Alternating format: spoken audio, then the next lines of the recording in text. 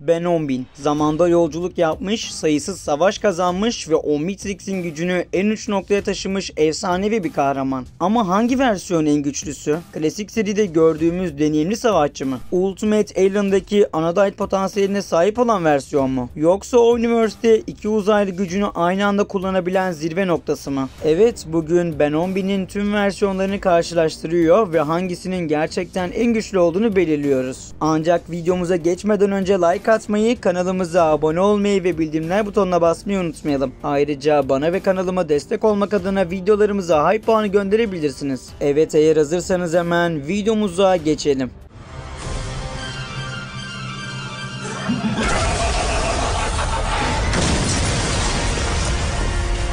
Ne cüretle sen?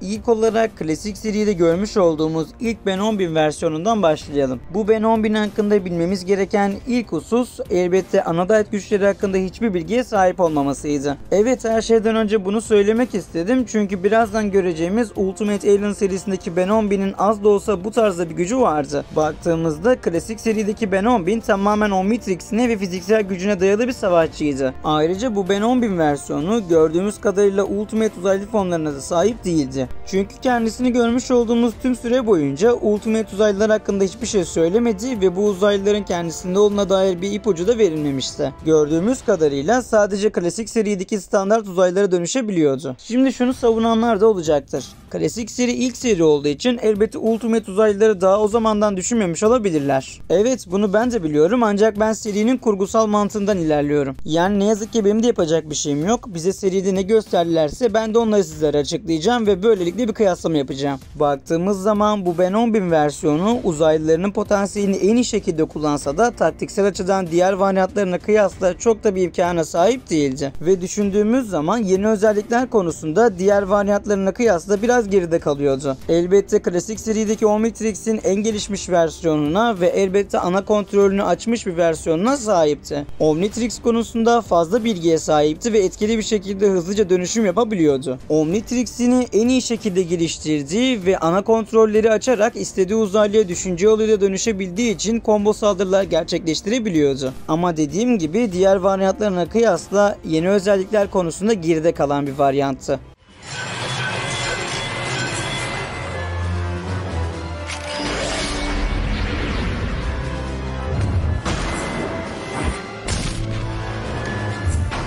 Ben 10 Ultimate Alien serisinde görmüş olduğumuz Ben 10.000'in ilk olarak Undyne güçlerinden bahsetmek istiyorum. Çünkü az önce klasik serideki Ben 10.000 hakkında konuşmadan önce bundan bahsettim. Çünkü bunun nedeni Ultimate Alien serisindeki Ben 10.000'in kısmen de olsa Undyne güçlerine sahip olmasıydı. Bildiğimiz gibi Ben ve Gwen'in büyük annesi Verdona aslında bir Undyne'tı. Elbette bundan dolayı kahramanlarımız Undyne geni taşıyorlardı. Ancak arada şöyle bir fark vardı. Klasik seride Gwen ilk kez büyü yapmaya başladığında aslında bu Undyne güçlerini uyandırmaya başlamış ve zamanla bu konuda gelişmişti. Ancak pek çok seride gördüğümüz kadarıyla bizim Ben 10'ın ve diğer bütün Ben 10 versiyonları küçük yaşta bir Omnitrix'e sahip oldukları için elbette bu sahip oldukları Undyne güçlerini kullanmak için kendilerini geliştirmemişlerdi. Ancak Ben 10 Ultimate Alien serisinde gördüğümüz Ben 10.000'in Undyne güçlerini kullanabileceğini bize birkaç sahnede göstermişlerdi. Belli ki bu Ben 10.000 versiyonu diğer versiyonlarından çok daha çalışkan ve boş durmayı sevmiyor.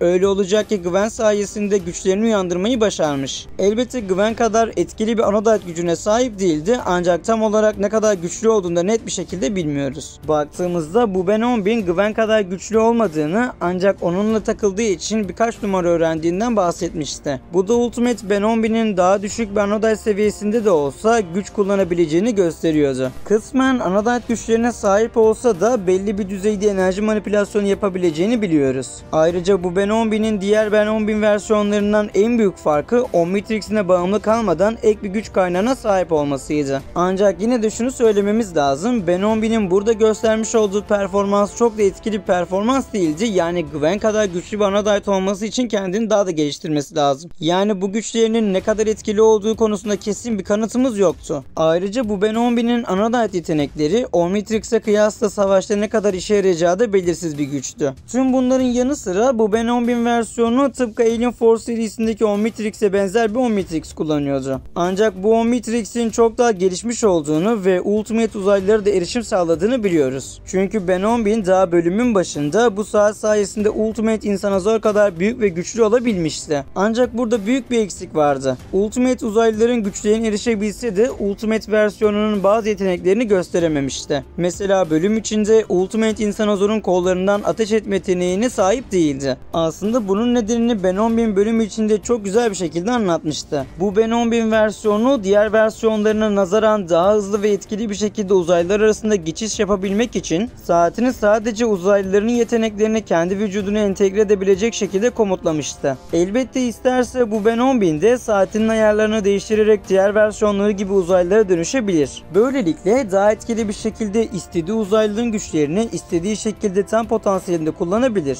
Ancak bu Ben 10.000'in böyle bir tercihte bulunması savaş sırasında fazla zaman kaybetmek istememesiydi. Elbette böyle bir tercih de bazı uzaylıların belli başlı yeteneklerini kullanamamasına neden oluyordu. Düşündüğümüz zaman Ultimate formlar genel olarak daha güçlü ve dayanıklı olsa da bazılarında eksik özellikler olabiliyordu. Elbette bu Ben 10.000 diğer versiyonlarına kıyasla Ultimate uzaylıların belli başlı yeteneklerine sahip olduğu için standart formlardan kat kat daha güçlüydü. Ayrıca sahip olduğu uzaylıların dayanıkları ve saldırı güçleri üst düzeydeydi. Ancak Ultimate uzaylılarının tüm güçlerini tam anlamıyla kullanamıyordu. Dediğim gibi bazı formlar daha büyük ve güçlü olabilir ama ek yetenekleri eksik oluyordu. Ezelim onu.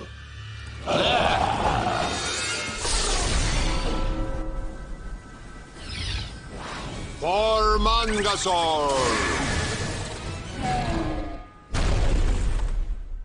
Ben 10 Universe serisinde görmüş olduğumuz Ben 10.000 versiyonunun en büyük farkı elbette iki farklı uzaylı gücünü aynı anda kullanabiliyor olmasıydı. Seri içinde bu Ben 10.000 versiyonunun da Ultimate uzaylıların güçlerine eriştiğine dair kesin bir kanıt yoktu. Ancak şunu da düşünmemiz lazım. Zaten iki uzaylı yeteneğini birleştirme avantajı olduğundan Ultimate formları ihtiyacı da az olacaktır. Hatta bana kalırsa hiç olmayacaktır. Şimdi düşündüğümüz zaman Ben 10 Universe serisinde pek çok yeni uzaylı ve en önemlisi de güçlü uzaylılar dahil olmuştu. Elbette bundan dolayı bizim Ben Prime'ın saatinde bulunan hatta daha fazlasını da kapsayan tüm uzaylılar bu Ben 10.000 versiyonunun saatinde de yer alacaktır. Ayrıca baktığımız zaman Ben 10 Universe serisinde Feedback sadece kendi gücünün birazını kullanarak Ultimate İnsanozor'u yerle bir etmişti. Ve Ultimate İnsanozor'un hem Alien Force hem de Ultimate Alien serisinde ne kadar deli dehşet bir güce sahip olduğunu hepimiz biliyoruz. Yani baktığımız zaman bu Ultimate Form en güçlü Ultimate'lerden biriydi ve yüzlerce insana zorla tek başına savaşmayı başarmıştı. Düşündüğümüz zaman Feedback'ten tek yemesi Universe serisinde görmüş olduğumuz Ben 10.000'in de tüm Ultimate uzaylıları üstünlük kuracağını gösterir. Çünkü adam zaten Universe serisinde ve hatta tüm diğer serilerde bulunan bütün uzaylıların DNA'sına sahipti. Ve doğruyu söylemek gerekirse Universe serisindeki Ben 10.000 fiziksel güç, taktiksel yetenek ve Omnitrix teknolojisi açısından en gelişmiş olan versiyondu. Çünkü adam adı üstünde bir Omnitrix'e sahipti ve istediği uzaylıyı istediği gibi hibritleyerek istediği dönüşümü yapabiliyordu. Ayrıca bu Ben 10.000 versiyonu diğer versiyonlarına kıyasla uzaylı DNA'sı bakımından çok daha avantajlıydı. Çünkü sadece tek bir uzaylıya dönüşmekle kalmıyordu. İstediği uzaylılar arasında hibrit yapabiliyordu. Yani akla gelebilecek iki uzaylının adını söyleyerek ortaya yepyeni bir uzaylı çıkartabilirdi. Yani bu Ben 10.000 versiyonu diğer versiyonlarına kıyasla akla gelebilecek her şeye dönüşebilir. Sadece onun hayal gücüne kalmış bir durumdur.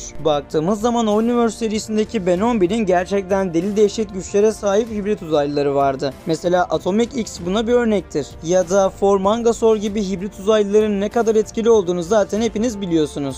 Tüm Ben 10.000'ler hakkında bilinmesi gereken tüm detayları açıkladığımıza göre şimdi bu üç varyant arasında gerçekleşecek bir savaşta kimin nasıl kazanacağından bahsetmek istiyorum. Açıkçası bu üç varyant arasında bir savaş gerçekleşecekse bu savaşın galibi elbette Universe serisindeki Ben 10.000 olacaktır. Çünkü baktığımız zaman diğer varyantlarının yanı sıra iki uzaylı gücünü de aynı anda kullanabiliyordu. Hem fiziksel hem de taktiksel üstünlüğe sahip bir versiyondu. Evet, baktığımızda Ultimate Ben 10.000 gibi Ultimate uzaylı formlarını doğrudan kullanamıyordu ancak gücünü daha etkili biçimde birleştirip bir hibrit uzaylı ortaya çıkartabiliyordu. Yani demin de söylediğim gibi Ultimate uzaylılar arasında en güçlerden birisi olan Ultimate İnsanazor bile eğer Feedback'ten tek yediyse diğer Ultimate uzaylı uzaylılar da dahil hibrit uzaylılarının hiçbirinin güçlerine dayanamayacaklarını düşünüyorum. Yani Omniverse Ben 10.000, Atomic X ya da Formangasaur uzaylılar sayesinde bile Ultimate Ben 10.000 ve klasik serideki Ben 10.000'in tüm uzaylılarını tekleyebilir. Yani bu durumda ne klasik serideki uzaylıların ne de Ultimate Alien serisindeki Ultimate uzaylıların esamesi bile okunmaz.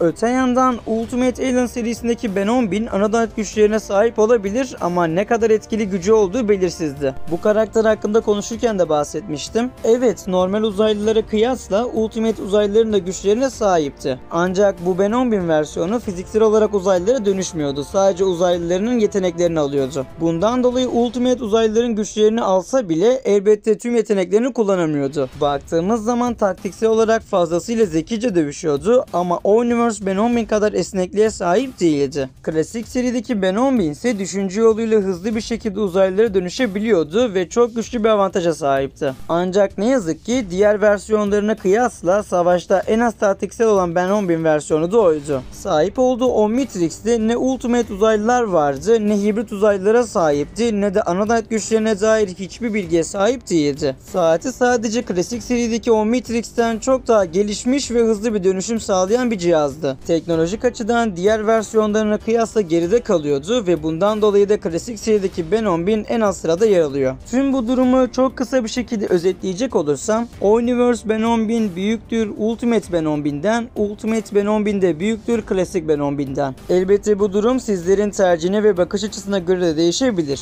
Evet dostlarım, bugün sizlerle birlikte tüm Ben 10 serilerinde görmüş olduğumuz Ben 10.000 versiyonları hakkında bir güç sıralaması yaptık ve umarım videomuzdan keyif almışsınızdır. Her zaman olduğu gibi bu tarz videoların devamı için videomuza like atmayı, kanalımıza abone olmayı ve bildirimler butonuna basmayı unutmayalım. Ayrıca bana ve kanalıma destek olmak adına videolarımıza hype puanı gönderebilirsiniz. O zaman bir başka videoda görüşmek üzere, kendinize çok iyi bakın, hoşça kalın.